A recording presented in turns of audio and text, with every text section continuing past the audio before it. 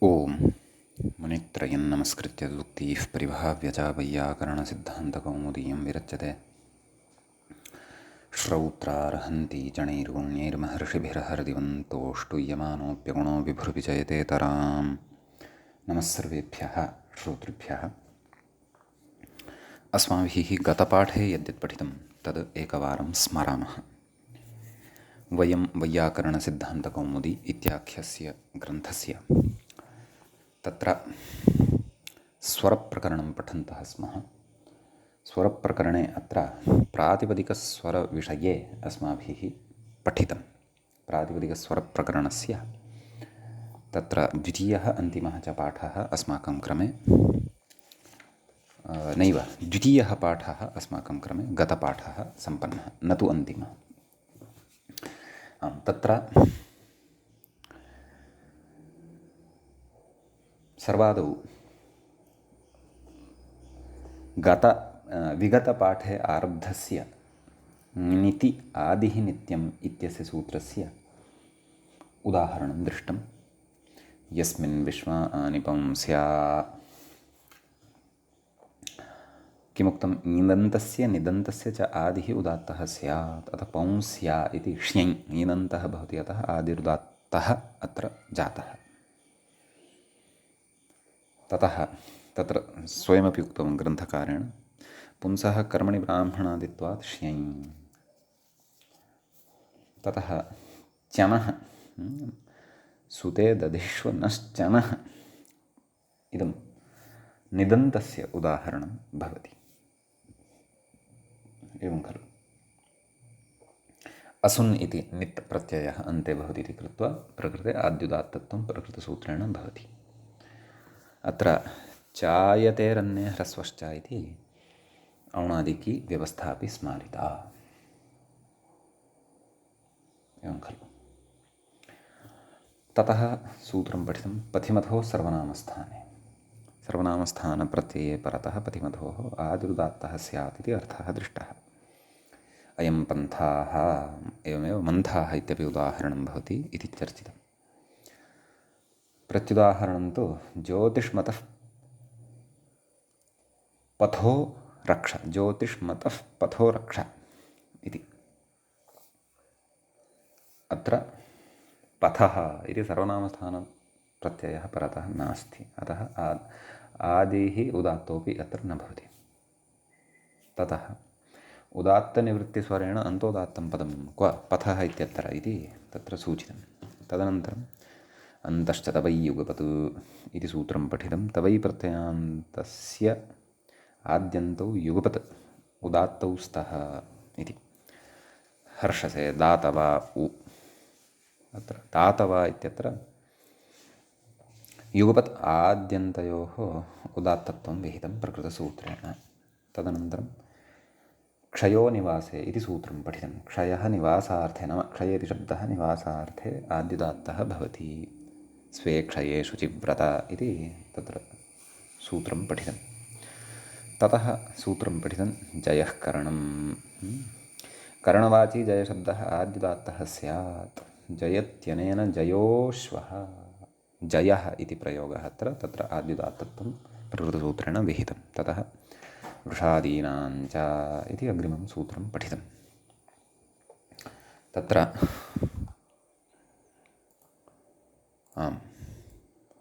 वृषादिगणे पठितानां शब्दानामपि आदिः उदात्तः भवति इति सूत्रस्य अर्थः दृष्टः। आकृतिगणः अयम् इत्युक्तं। तेन वाजेभिः वाजिनीवती इति अत्र वाजेभिः इत्यत्र आदिरुदात्तः सिद्ध्यति। इन्द्रं वाणीः, इन्द्रम् इत्यत्र आदिरुदात्तो भवति। ततः सूत्रं पठितं संज्ञायाम् उपमानम्। उपमानशब्दः संज्ञायाम् उदात्तः इति अर्थः दृष्टः। उदाहरणं तु चञ्चा इव चञ्चा इवे प्रतिकृतौ इत्यनेन कन् भवति। अत्र कनोत्र लुपु एतदेव ज्ञापयति। क्वचित् स्वरविधौ प्रत्ययलक्षणं नेति इति, स्वरविधौ प्रत्ययलक्षणविधानं न भवति इति। अन्यथा प्रत्ययलक्षणत्वात् नित् स्वरः तत्र प्रवर्तते स्म इति भावः। ततः संज्ञायां किम् अग्निर्माणवकः संज्ञा नास्ति, अतः आदिरुदात्तः न भवति अग्निशब्दस्य। उपमानं किं चैत्रः, उपमानशब्दः यन्नास्ति इति कृत्वा आदिरुदात्तः अत्रापि न भवति। ततः सूत्रं पठितं निष्ठा च व्यजनात्, निष्ठान्तस्य द्व्यचः संज्ञायामादिरुदात्तः न आदिरुदात्तः न त्वाकारः इति सूत्रस्य अर्थः पठितः। दत्तः इति उदाहरणं दृष्टं, प्रत्युदाहरणं द्व्यच इति दलकृत्यमादाय पुरस्कृतं चिन्तितः। ततः उक्तम् अनात् किन्त्रातः संज्ञायामित्यनुवृत्तेर्नेह कृतं हृतम्। एवं खलु संज्ञा शब्दः कृतहृतवा इति नास्ति इति कृत्वा प्रकृते आदिरुदात्तः न भवति इति। ततः अग्रे सूत्रं पठितं शुष्कधृष्टौ, शुष्क अपि च धृष्ट इति एतौ द्वौ शब्दौ आद्युदात्तौ स्तः इति अर्थः पठितः। असंज्ञार्थमिदमित्युक्तम् अतसन्न शुष्कम्, एवमेव धृष्टम् इत्यपि उदाहरणं भवति। ततः अग्रे सूत्रं पठितम् आशितः कर्ता, कर्तृवाची आशितशब्दः आद्युदात्तः कृषन्नित्फाल आशितं, नाम आशित इति शब्दः प्रकृते आदिरुदात्तः भवति प्रकृतसूत्रेण। ततः रिक्ते विभाषा, रिक्ते वादिरुदात्तः, एवं खलु रिक्तशब्दे आदिः उदात्तः विकल्पेन भवति। संज्ञायां तु निष्ठा च व्यजनात् इति नित्यम् उदात्तत्वं पूर्वविप्रतिषेधेन इत्युक्तम्। ततः सूत्रं पठितं जुष्ट अर्पिते च छन्दसि, जुष्ट अर्पित इति एतत् शब्दद्वयम् आद्युदात्तं भवति विकल्पेन इति अर्थः दृष्टः। उदाहरणं तु इदमेव जुष्ट अर्पित इति। ततः सूत्रमग्रे पठितं नित्यं मन्त्रे, एतत् सूत्रं शक्यमकर्तुम् इत्युक्तम्। यतः गतसूत्रे एव विभाषया सर्वा तत्र व्यवस्था भवति इति। जुष्टो दमूनाः षडर आहुरर्पितम् इत्यादयः पूर्वेणैव सिद्धेः। छन्दसि पाठस्य व्यवस्थिततया विपरीतापादनायोगात् अर्पिताः षष्टिर्न चलाचलासः इत्यत्रान्तोदात्तदर्शनाच्च इति अस्य सूत्रस्य अनपेक्षा प्रदर्शिता ग्रन्थकारेण। ततः अग्रिमं सूत्रं पठितं युष्मदस्मदोर्ङसि, युष्मद् अस्मत् इत्यनयोः ङसि परतः अथवा ङस् इति प्रत्यये परतः आदिः उदात्तः भवति। न हि श्वस्तव नो मम, अत्र तव मम इत्यनयोः आदिरुदात्तविधानं प्रकृतसूत्रेण कृतम्। ततः ङै च इति सूत्रं पठितं। ङै परतः अथवा ङे प्रत्यये परतः तत्र युष्मदस्मदोः आदिरुदात्तः भवति। तुभ्यं हिन्वानः मह्यं वातः पवतां, तुभ्यं मह्यम् इति अनयोः प्रयोगयोः आदिरुदात्तः अत्र दृष्टः। ततः यतो नावः इति अग्रिमं सूत्रम् अस्माभिः पठितं पठ्यमानं च वर्तते। अत्रत्यः विचारः इतोपि द्रष्टव्यः वर्तते। यत्प्रत्ययान्तस्य द्व्यचः आदिः उदात्तः नावं विना इति सूत्रस्य अर्थः दृष्टः। एवं खलु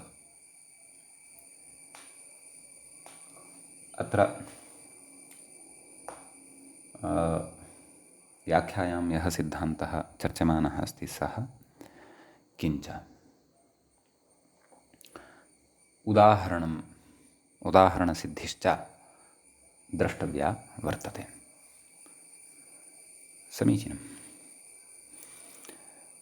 एतावन्ति सूत्राणि गते पाठे पठितानि। गतपाठस्य अन्ते व्याख्यायाः पङ्क्तयः इत्थम् आसन्।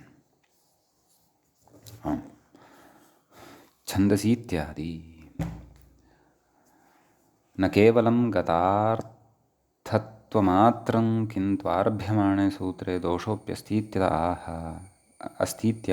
अर्पिताः षष्टिरित्यादिना युष्मदस्मदोः युष्यसिभ्यां मदिक् इति मदिक् प्रत्ययान्तोदात्तौ ममेति युष्मदस्मद्भ्यां गंसोष् तव ममंसि इति मपर्यन्तस्य ममादेशः शेषे लोपः अतो ङञ्च योगविभागो यथासङ्ख्यनिवृत्त्यर्थः तुभ्यं मह्यम् इति ङे प्रथमयोरं तुभ्यमह्यौ ङि यतः तित्स्वरितम् इत्यस्य अपवादः यतः नाम यतो नावः तित्स्वरितम् इत्यस्य अपवादः निष्ठा च द्व्यजनात् इत्यतः द्व्यजन् वर्तते तदाह द्व्यच इति नाम सूत्रार्थः तत्र उक्तः कः यत्प्रत्ययान्तस्य द्व्यचः आदिः उदात्तः नावं विना नौ शब्दं परित्यज्य इति भावः इति तत्र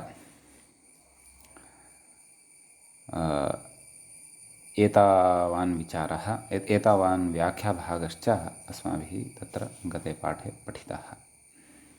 अग्रे अत्रत्याः विशेषाः द्रष्टव्याः वर्तन्ते। एवञ्च अयम् अस्माकं क्रमे प्रातिपदिकस्वरप्रकरणस्य द्वितीयः पाठः प्रवृत्तः अभूत्। अधुना तावत् प्रातिपदिकस्वरप्रकरणस्य तृतीयः पाठः अस्माकं क्रमे आरब्धो भवति। अत्र उदाहरणस्य एव चर्चाम् आदौ कुर्मः।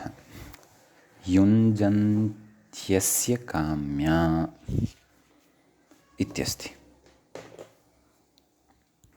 अत्र काम्या इत्यत्र स्वरचर्चा अथवा स्वरविचारः कर्तव्यः वर्तते।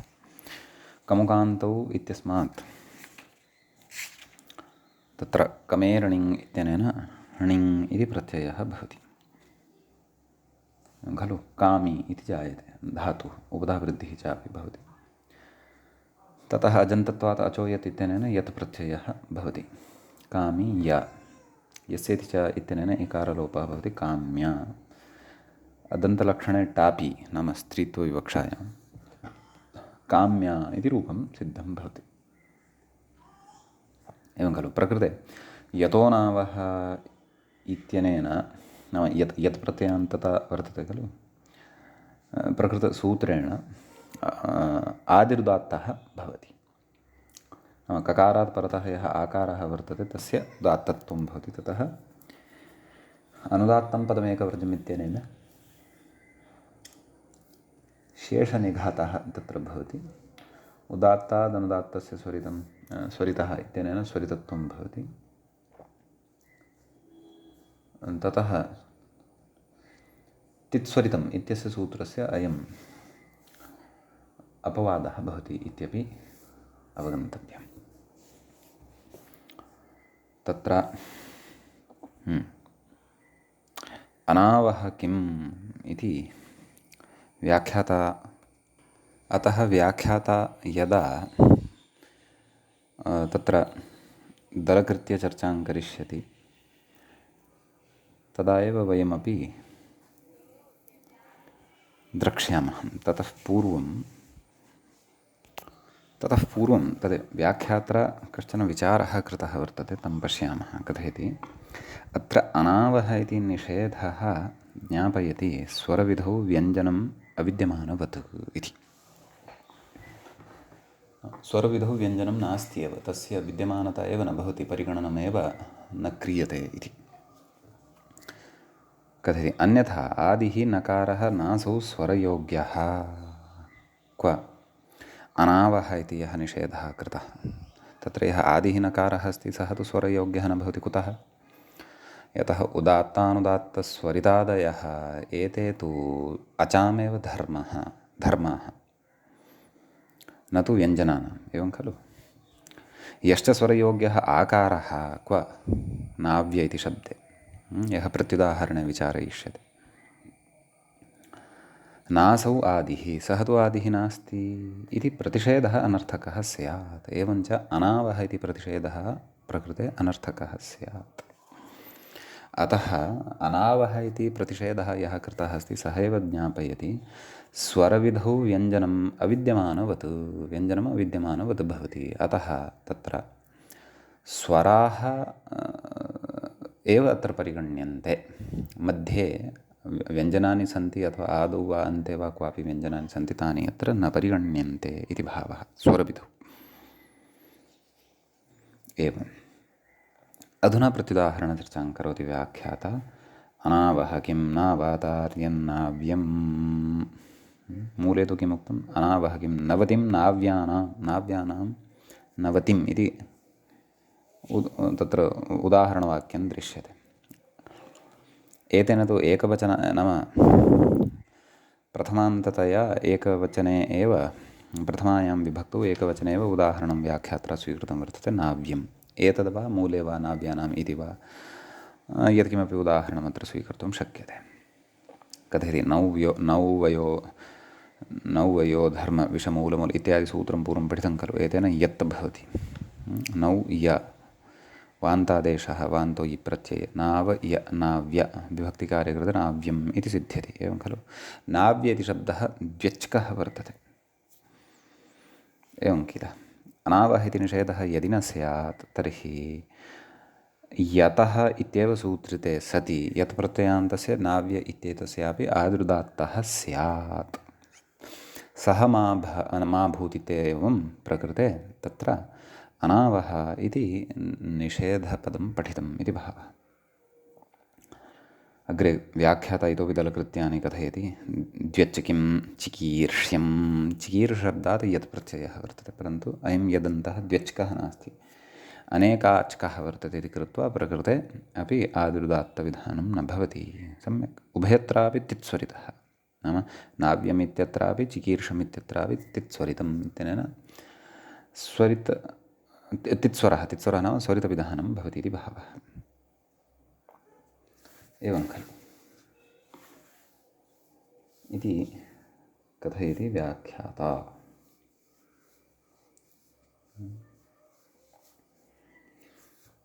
अग्रे तु मूले तु नाव्यानाम् इति अस्ति खलु। तत्रापि नौवयो धर्म इत्यादिना एव यत् इति प्रत्ययः अवगन्तव्यः। एवं खलु। ततः अग्रे अधुना पठामः।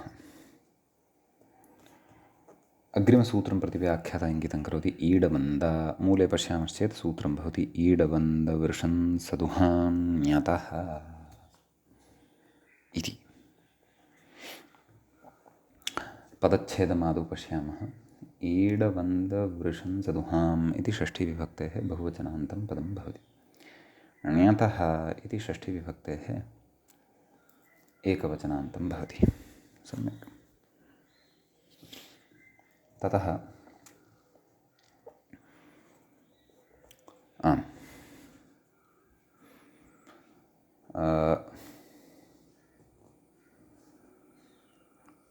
विग्रहः द्रष्टव्यः। ईडश्च वन्दश्च वृच शंसश्च दुह च एतेषाम् इतरेतरयोगद्वन्द्वः भवति। कर्षात्वतो घञन्तु उदात्तः इत्यतः उदात्तः इत्यनुवर्तते। नित्यादिशनित्यमित्यतः आदिः इति च अनुवर्तते। सूत्रार्थः उच्यते। व्याख्यात्रा ततः पूर्वमुच्यते। ईडुस्तुतौ नाम प्रथमः धातुः यः पठितः वर्तते सूत्रे। वदि अभिवादनस्तुत्योः वन्द इति त्वान्नं भवति खलु। वृ इत्यनेन वृङ् सम्भुक्तौ, शंस् इत्यनेन शंसुस्तुतौ, दुः इत्यनेन दुः प्रपूरणे।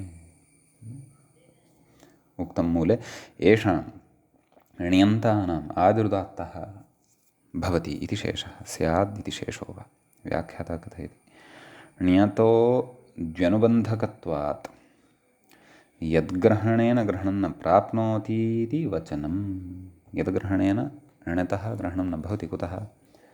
अयं द्व्यनुबन्धकः वर्तते। कः? ण्यत् नाम अनुबन्धद्वयं प्रकृते वर्तते। अतः यथा अस्य ग्रहणं कर्तुं न शक्यते। अतः यतो नावः इत्यनेनैव गतार्थता इति न शङ्क्यम्। सम्यक्। ईड्यो नूतनैरुत। व्याख्याता कथयति ईड्य इत्यादि ऋहलोर्ण्यत् इति ण्यत्। ईड् य ईड्य आदिरुदात्तविधानं भवति। ततः शेषनिघातः द्रष्टव्यः भवति इति अपि अवगन्तव्यम्। वन्द इत्यस्य आजुह्वान ईड्यो वन्द्यश्च। अत्र वन्दधातोः तदेव ण्यत् इति प्रत्ययः भवति ऋहलोर्ण्यत् इत्यनेन। अतः अत्रापि आद्युदात्तत्वं भवति शेषनिघातेन, शेषनिघातः च द्रष्टव्यः।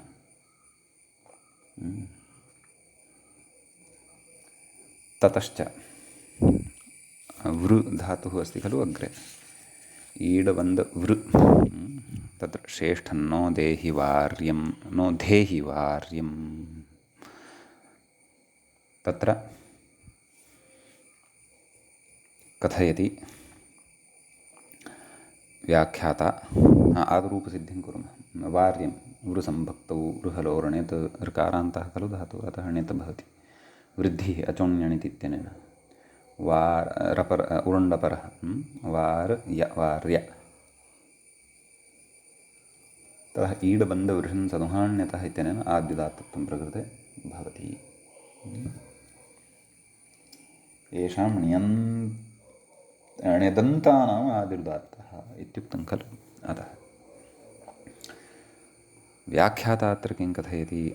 नन्वत्र एतिस्तुषा स्वृदृजुषः क्यप्, एतिस्तुषा स्वृदृजुषः,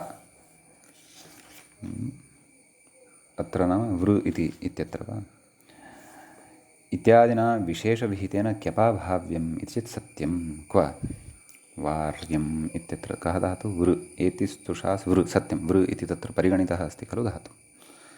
क्यप् चेत् तर्हि तु कित्वात् वृद्धिः न भवति, एवं खलु कथयति। इति चेत् सत्यं।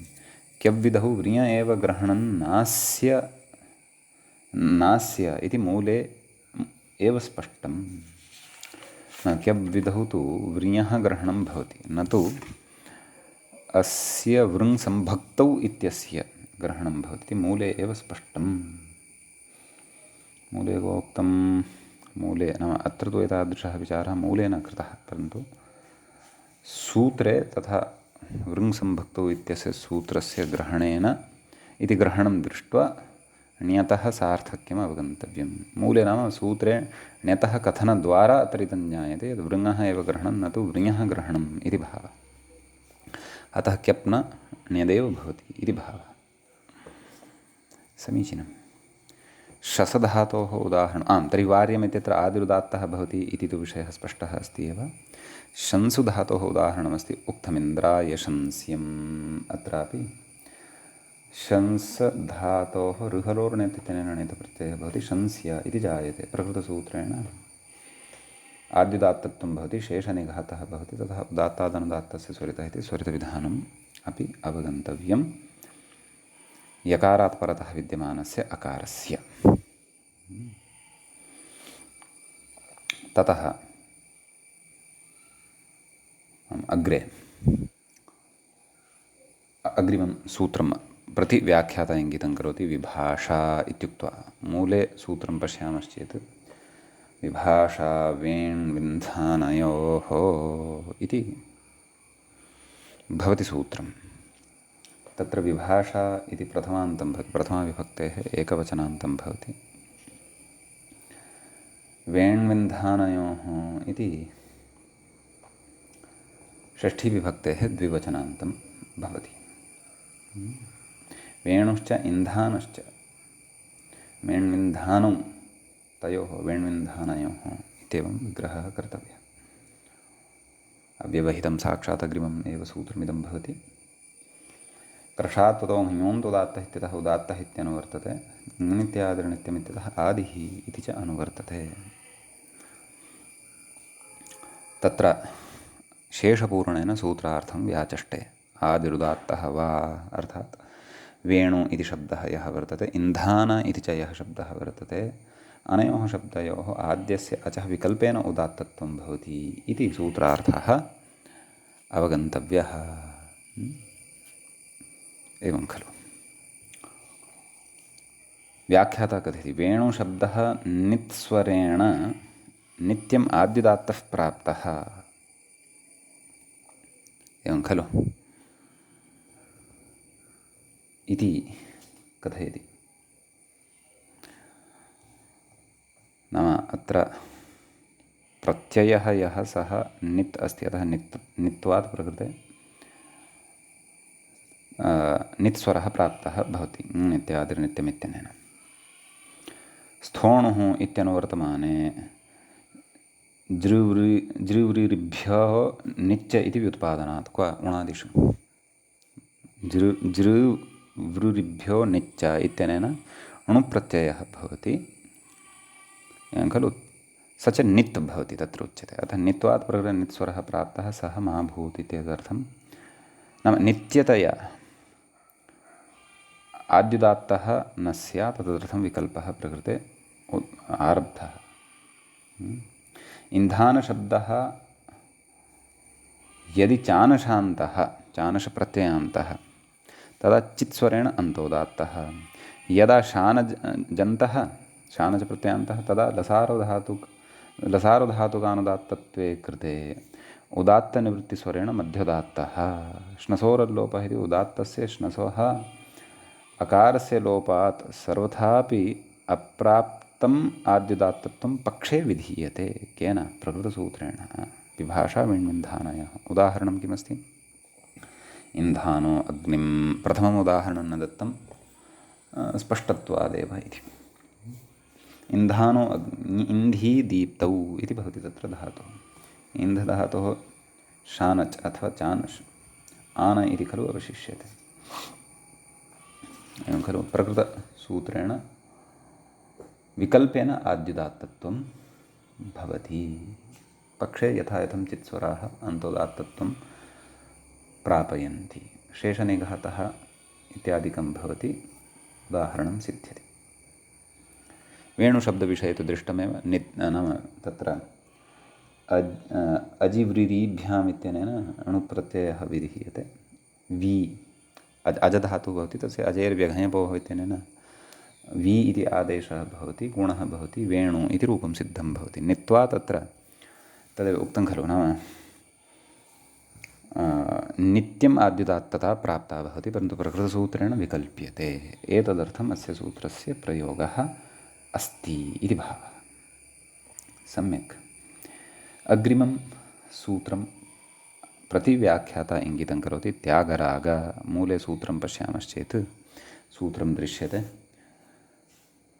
त्यागरागहासकुहश्वठक्रथानाम् इत्यस्ति सूत्रम्। षष्ठीविभक्तेः बहुवचनान्तम् इदम् एकमेव पदं प्रकृते भवति। त्यागश्च रागश्च हासश्च कुहश्च श्वठश्च क्रथश्च एतेषाम् इतरेतरयोगद्वन्द्वः भवति। विभाषा वेण्विन्धानयोः इत्यतः विभाषा इत्यनुवर्तते।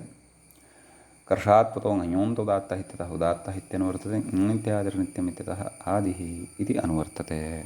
शेषपूरणेन सूत्रार्थः उक्तः।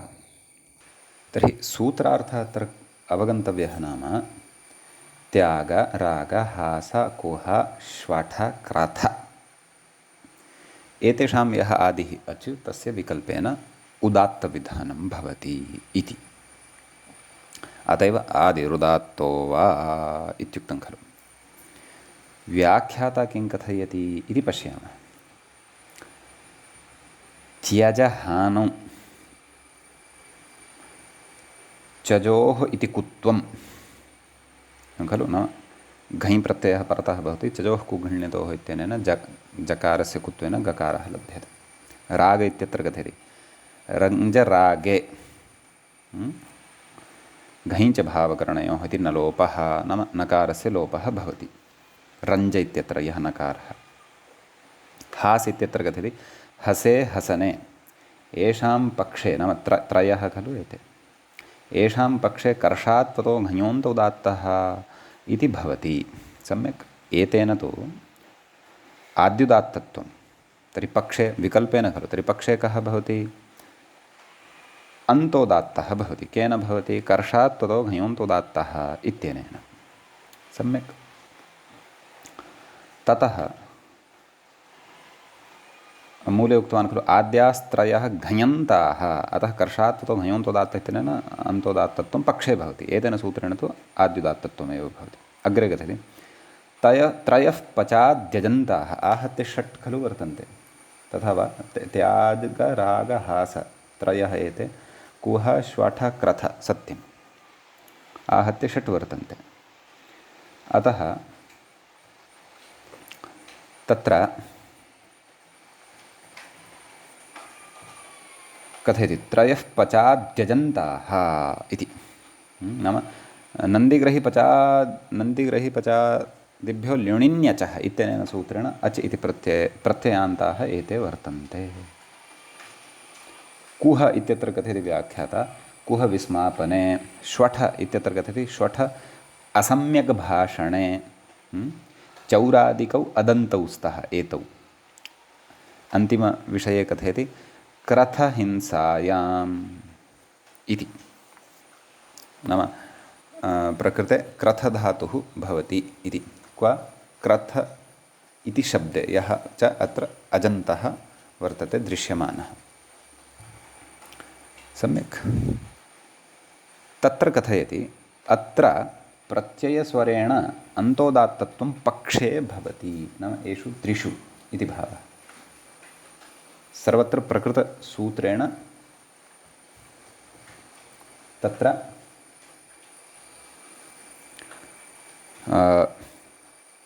प्रकृतसूत्रेण आद्युदात्तत्वं तु भवत्येव, पक्षे अन्तोदात्तत्वं भवति इति।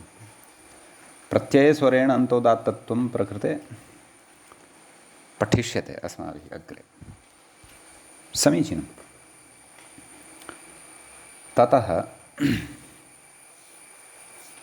आम् एतत् सूत्रे एतावानेव विशेषः भवति। अग्रिमं सूत्रम् अधुना पश्यामः। व्याख्याता अग्रिमसूत्रं प्रति इङ्गितं करोति। मतोः तत्र मूले पश्यामश्चेत् सूत्रं भवति मतोः पूर्वमात् संज्ञायां स्त्रियाम् इति। सूत्रस्य पदच्छेदः आदौ द्रष्टव्यः। मतोः इति पञ्चम्यन्तं भवति, पञ्चमे विभक्तेः एकवचनान्तं भवति। पूर्वम् इति प्रथमान्तं, प्रथमविभक्तेः एकवचनान्तं भवति। आत् एतत् प्रथमविभक्तेः एकवचनान्तं भवति। संज्ञायाम् इति सप्तम्यन्तं भवति। स्त्रियाम् इति सप्तम्यन्तं भवति। कर्षात् पतो घञोन्त उदात्तः इत्यस्मात् सूत्रात् उदात्तः इति अनुवर्तते। कः सूत्रार्थः इति चेत् तत्र मूले उच्यते खलु मतोः पूर्वम् आकारः उदात्तः स्त्रीनाम्नि संज्ञायां स्त्रियाम् इति। नाम या संज्ञा वर्तते सा स्त्रीलिङ्गे भवतु, नाम स्त्रियः संज्ञा भवति इति। एवं खलु व्याख्याता कृते मतोः पूर्व अकार इति। आर्थव्याख्यानमेतत् सूत्रे तु शब्दस्वरूपापेक्षया नपुंसकनिर्देशः क्व पूर्वम् इति। मतोः पूर्वम् आत्संज्ञायां स्त्रियां। तर्हि आर्थव्याख्यानं नाम कथं मतोः पूर्वम् आकारः उदात्तः इति खलु उच्यते। अर्थपरतया एतादृशं व्याख्यानं कृतं वर्तते। सूत्रे तु शब्दस्वरूपपेक्षया नपुंसकनिर्देशः वर्तते। क्व पूर्वम् इत्येव अस्ति खलु नपुंसकतया इति चिन्तयामि। तर्हि नाम अर्थकरणसमये अपि पूर्वं शब्दः सामान्येन तत्र नपुंसकलिङ्गे एव प्रयुक्तः दृश्यते खलु, यथा सूत्रे अस्ति। अतः व्याख्यातुः अभिप्रायः कदाचित् अग्रिमपङ्क्तिं पठित्वा ज्ञायेत। केचित् तु सूत्रे पूर्वशब्दं पुल्लिङ्गमेव पठन्ति। पूर्वशब्दविषये एव उच्यमानम् अस्ति यत् मतोः पूर्व आत् संज्ञायां पूर्व आत् संज्ञायां स्त्रियाम् इत्येव केचन पठन्ति इति।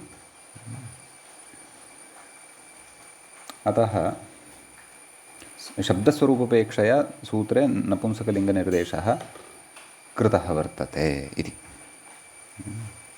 यद्यपि दीक्षित अर्थकरणसमये अपि दीक्षितः तत्र पूर्वम् आकारः इत्येव कथयन् अस्ति, न तु पूर्वः आकारः इति कथयन् अस्ति। एवं खलु?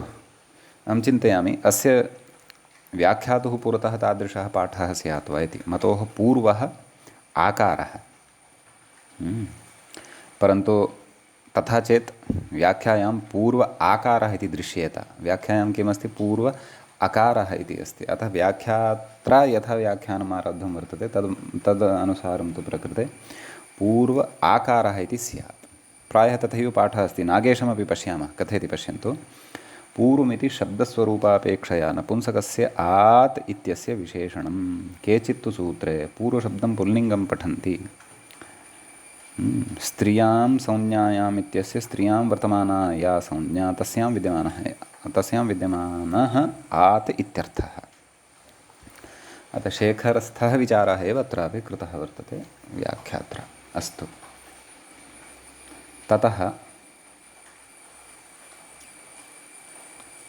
उदाहरणं पश्यामः। शरावतीति चातुरर्थिको नद्यां मतुप् मादुपधायाश्च इति वत्वम्। एवं खलु? तर्हि प्रकृते शरावती, न ततः पूर्वम् अन्यदपि उदाहरणमस्ति खलु। किम्? उदुम्बरावती। तर्हि उदुम्बरशब्दात् प्रकृते चातुरर्थिकः मतुप् इति प्रत्ययः भवति। एवं खलु? चातुरर्थिकप्रकरणञ्च अस्माभिः पूर्वं पठितं वर्तते। नाम तदस्यास्त्यस्मिन्निति मतुप् इति सः मतुप् न, चातुरर्थिके विद्यमानः अयं मतुप्। सूत्रं तु द्रष्टव्यम्। अस्तु, तर्हि तत्र उदुम्बरमत् सम्यक्।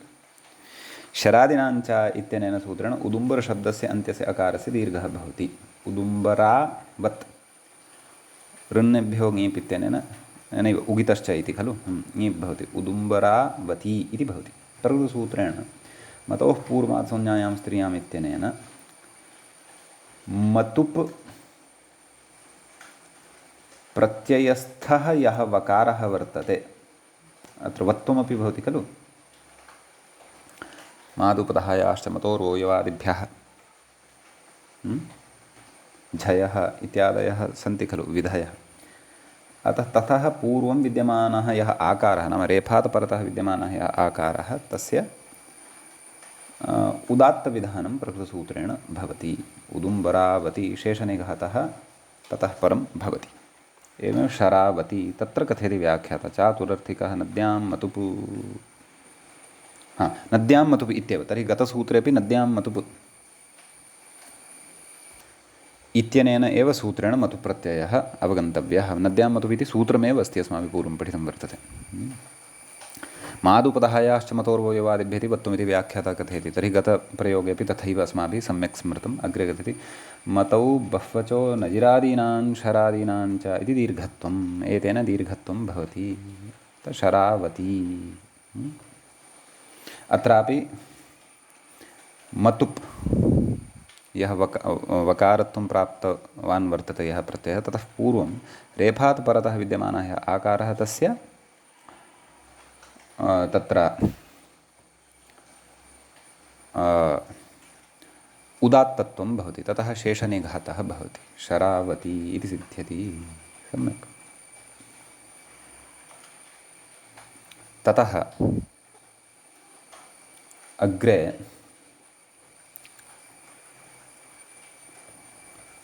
अग्रिमं सूत्रं वयं पश्यामः। उपान्तिमं सूत्रं व्याख्याता तस्य उदाहरणचर्चामेव कुर्वन्नस्ति। अन्तोवत्याः इत्यस्ति। अन्तः इति प्रथमान्तम्,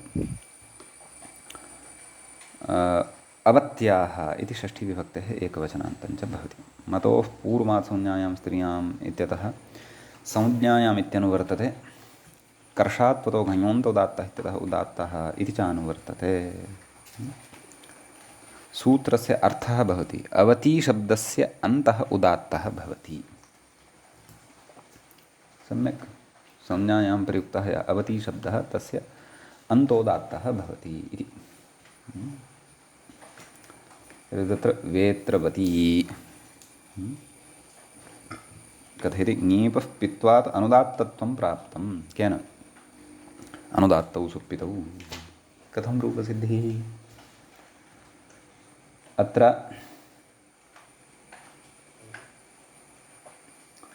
आम् वेत्रशब्दात् मतु प्रत्ययः भवति एवं खलु मकारस्य वकारः वेत्रवती मेलनेन वेत्रवती इति सिद्धं भवति।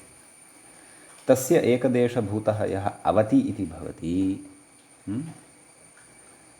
तत्र अन्तोवत्याः इत्यनेन अन्तोदात्तत्वं भवति। अवति इत्यत्र विद्यमानः यः ईकारः तस्य उदात्तविधानं भवति। अनुदात्तौ सुप्पितौ इत्यनेन अनुदात्तता प्राप्ता आसीत् परन्तु प्रकृतेन एतेन उदात्तत्वं भवति ततः शेषनिघातादिकमत्र जायते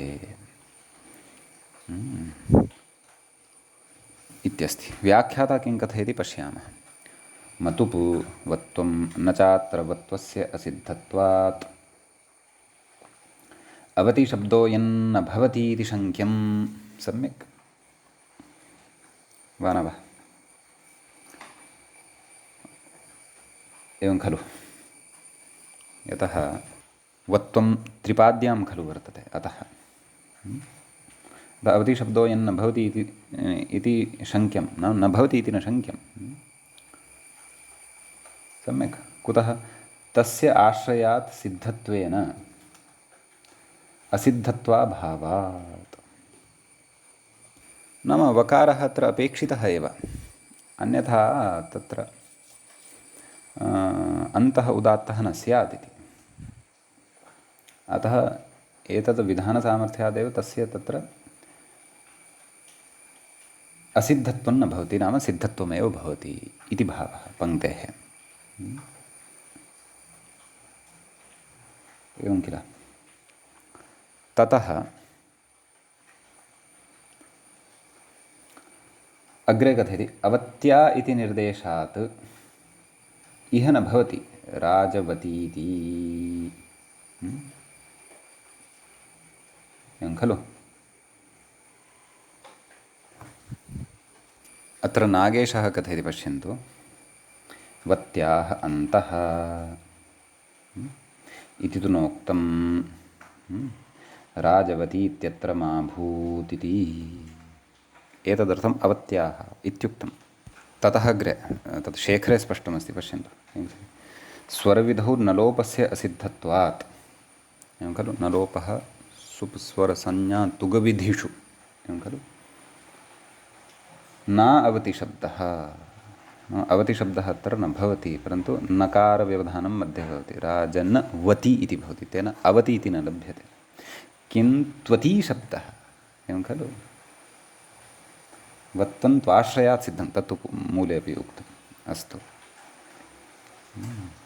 मूले किं व्याख्याता किं कथयति अयं सुबोधिनीकारः इति चेत् अवत्या इति निर्देशादिह न भवति राजवती इति स्वरविधौ व्यञ्जनस्य अविद्यमानत्वात् नायम् अवती शब्दः। वस्तुतः स्वरविधौ नलोपस्य असिद्धत्वात् अवती शब्दः इति वक्तव्यम् इति चिन्तयामि। व्यञ्जनस्य अविद्यमानत्वात् सा तु तद् व्याख्यानं प्रायः न युज्यते इति भाति। अतः शेखरे अत्र निर्भ्रान्ततया लिखितं वर्तते। अस्तु एवं खलु तदेव मूले यदुक्तं ङीपः पित्वात् अनुदात्तत्वं प्राप्तम्। अस्तु तन्माभूत् अन्तोदात्तत्वं भवेत् तदर्थम् अन्तोवत्याः इति सूत्रम् उक्तम् इति भावः। ततः प्रातिपदिकस्वरप्रकरणस्य अस्य अन्तिमं सूत्रम् अधुना वयं पठामः। सूत्रं भवति ईवत्याः इति। तत्र षष्ठीविभक्तेः एकवचनान्तं भवति। व्याख्याता किं कथयति इत्यपि द्रक्ष्यामः, परन्तु प्रकृते ईवती इति शब्दस्य षष्ठीविभक्तेः एकवचनान्तम् इदं भवति। अन्तोवत्याः इत्यतः अन्तः इत्यनुवर्तते। मतोः पूर्वमात्संज्ञायां स्त्रियाम् इत्यतः संज्ञायाम् इत्यनुवर्तते। कर्षात् ततो महिमन्तो उदात्तः इत्यतः उदात्तः इति च अनुवर्तते। सूत्रस्य अर्थः द्रष्टव्यः। किमुच्यते? ईवत्यन्तस्यापि प्राग्वत् किम् अन्तोदात्तत्वम् अहीवती मुनीवती कथयति पूर्ववद्दीर्घः इति। एवं खलु? नाम अहि इति शब्दात् मतुप्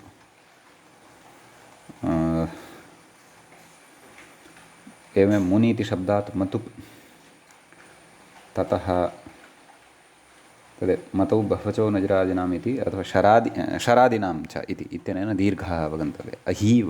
अहीवती मुनीवती। अतः प्रकृते ईवत्यन्तस्यापि प्राग्वत्, नाम अत्र अन्तोदात्तत्वं भवति। अहीवती इति शब्दस्य, मुनीवती इति च शब्दस्य संज्ञायामिति वत्वं, तेन वत्वं भवति। कस्य? मतुपः मकारस्य इति भावः। सम्यक्। इति प्रत्ययस्वराः मूले चोक्तम् इति प्रातिपदिकस्वराः इति। वस्तुतः प्रातिपदिकस्वराः खलु इति वक्तव्यम्। अतः अग्रे अस्माभिः फिट् स्वरं पठनीयं, फिट् स्वरः पठनीयः। ततः अनन्तरं तत्र प्रत्ययस्वरप्रकरणम् आगमिष्यति। अतः प्रातिपदिकस्वराः इति वक्तव्यं। यदि भवतां सविधे पाठः सम्यक् अस्ति तर्हि सम्यक्, अन्यथा सुबोधिन्याः अन्ते तत्र इति प्रातिपदिकस्वराः इति इति तत्र शुद्धं करणीयम्। एवञ्च प्रातिपदिकस्वरप्रकरणस्यास्य अन्तिमः तृतीयः पाठः अस्माकं क्रमे सम्पन्नतां गतः। अग्रिमं प्रकरणं फिट्सूत्रप्रकरणमादाय वयं पुनः उपस्थिताः भविष्यामः। मङ्गलं कुर्मः। नमः सर्वेभ्यः श्रोतृभ्यः। मुनित्रयं नमस्कृत्य उक्तिः परिभाव्य च वैयाकरणसिद्धान्तकौमुदीयं विरच्यते। श्रौत्रार्हन्ति चणैर्गुण्यैर्महर्षिभिरहर्दिवं तोष्टुयमानोऽप्यगुणो विभुर्विजयतेतराम्।